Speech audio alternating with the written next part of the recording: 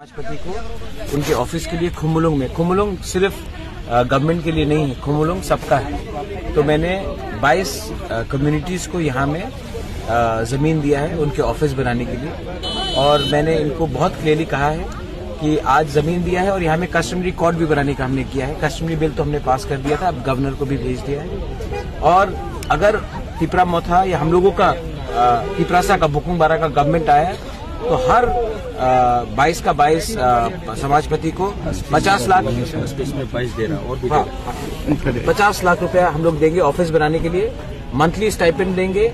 और हम लोग यहाँ में एक अपना ही एक सेपरेट कोर्ट बनाकर, जो हम लोगों का प्रॉब्लम है वो आपको डिस्ट्रिक्ट गवर्नमेंट के पास डिस्ट्रिक्ट के पास नहीं जाना पड़ेगा, हाई कोर्ट में नहीं जाना पड़ेगा। यही में हम लोगों का दफा का प्रॉब्लम हम लोग यही में सॉल्व करेंगे। और हमारा समाजपति को, हमारा दफा को ऑफिस बनाकर, सबको अपना एक सिस्टम बनाकर, जो असली हमारा जो कल्चर है, आइडेंटिटी है, उनको हम लोग पावर देंगे। क्योंकि देखो, ये एमएलए और ये मंत्री का पावर इम्पोर्टेंट नहीं है, अपना दफा में समाजपति का पावर इम्पोर्टेंट है। और मेरा एक सपना था, जब तक मैं हूँ, मेरे रहते रहते ये हो जाए, मैंने किया है।